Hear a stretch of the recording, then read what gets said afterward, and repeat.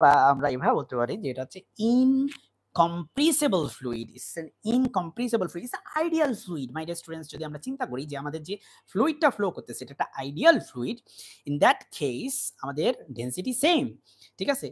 তাহলে তুমি বলো যে পরিমাণ ম্যাসের যে পরিমাণ রেট, যেই রেটে ম্যাস তোমার এটা দিয়ে প্রবেশ করবে সেই একই রেটে ম্যাস এখান দিয়ে বের হবে। আবারও বলি, যেই রেটে ম্যাস এখান দিয়ে প্রবেশ করবে একই রেটে ম্যাস এই ক্রস সেকশন দিয়ে বের হবে। দুইটা রেট হচ্ছে সমান হবে because of conservation of mass. Because of conservation of mass কোনো ম্যাস এখানে হারিয়ে যাবে না, ম্যাসের যে ফ্লো রেট সেটা সেম থাকবে। ইন দ্যাট কেস আমরা এই দুটো কি ইকুয়াল বলতে পারি। এখানকার কন্ডিশনটা তুমি আবার পড়বা, বারবার পড়বা, আমার কথাগুলো বোঝার চেষ্টা করবা যে কিভাবে আমি এটা বলতে পারলাম। সুতরাং এই দুটো হয়ে যাবে সমান, এই দুটো সমান মাই ডিয়ার স্টুডেন্টস। সো এটাকে তুমি বলতে পারো যে যেহেতু আমরা ফ্লুইডের দুইটা সেকশন নিছি, আমি একটা যদি আলাদা একটা জায়গায় একটা ছবি যদি এঁকে তোমাকে দেখাতে পারি, দেখি একটু দাঁড়াও। ধরো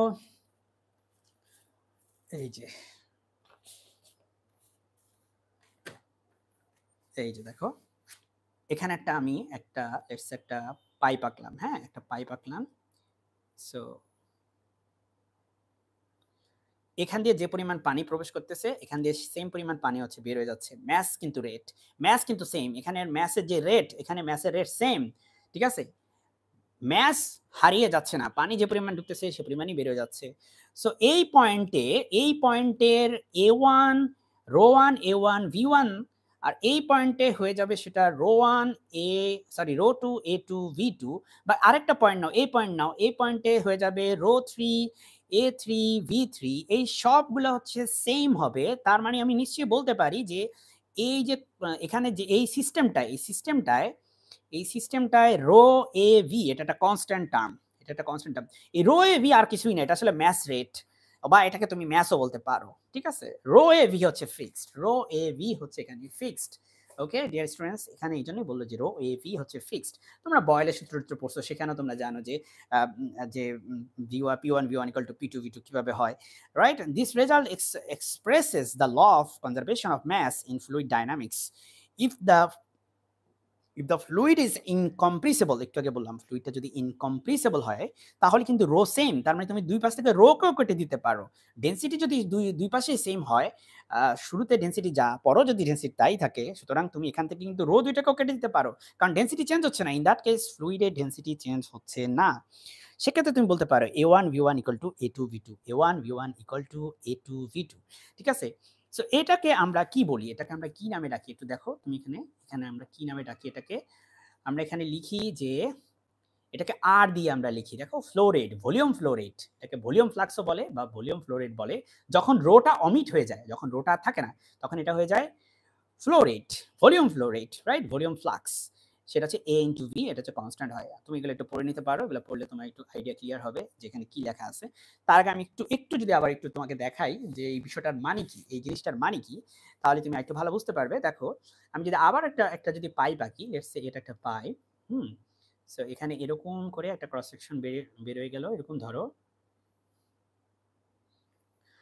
আচ্ছা, কোথা থেকে শুরু হয়েছে কোথায় শেষ হয়েছে, যেখান থেকে আমি পড়ানো শুরু করছি আজকে ভিডিওতে সেখান থেকে শুরু, যেখানে আমি শেষ করবো সেখান থেকে শেষ, সোজা কথা, ঠিক আছে?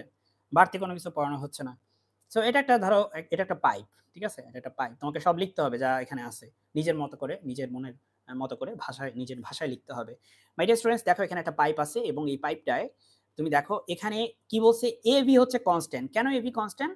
কারণ এখানে রো এর যে ভ্যালু, এখানে রো এর ভ্যালু সেম। এই 1 পয়েন্টের রো এর যে ভ্যালু 2 পয়েন্টের রো এর ভ্যালু যদি সেম হয়, তার মানে এভি হচ্ছে কনস্ট্যান্ট। দেখো মাই ডিয়ার স্টুডেন্টস, এই কথাটার মানে কি? এখানে যদি তুমি একটা ক্রস সেকশন নাও, এই ক্রস সেকশনটা দেখো কত বড়, এরিয়াটা কত বড়, দেখছো এরিয়াটা কত বড়? এখানে একটা ক্রস সেকশন নাও, এরিয়াটা কত ছোট, তাই না? তাহলে A2 এটা হচ্ছে অনেক বড়, A1 এর থেকে অনেক বড়, তাই না?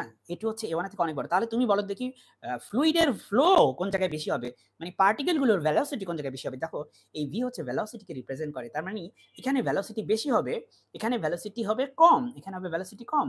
তার মানে V1, এখানে এই যে V1টা আর এটা হচ্ছে V2, V1টা অনেক অনেক বড় হবে V2 থেকে। এটাই কিন্তু আসলে এখান থেকে বোঝা যায় যে যদি এরকম একটা পাইপ থাকে, যে পাইপের ক্ষেত্রে এরকম হরাইজন্টালি আছে, এবং সেক্ষেত্রে দেখা যায় যে যেখানে ক্রস সেকশনটা ছোট সেখানে ফ্লুইডের ভেলোসিটি বেশি, আর যেখানে ক্রস সেকশনটা বড় সেখানে ফ্লুইড ভেলোসিটি হচ্ছে কম। সো এটা হচ্ছে আইডিয়াল ফ্লুইডের ক্ষেত্রে প্রযোজ্য। মাই ডিয়ার স্টুডেন্টস, আমরা এখানেই ইকুয়েশন অফ কন্টিনিউটি শেষ করতেছি। আশা করি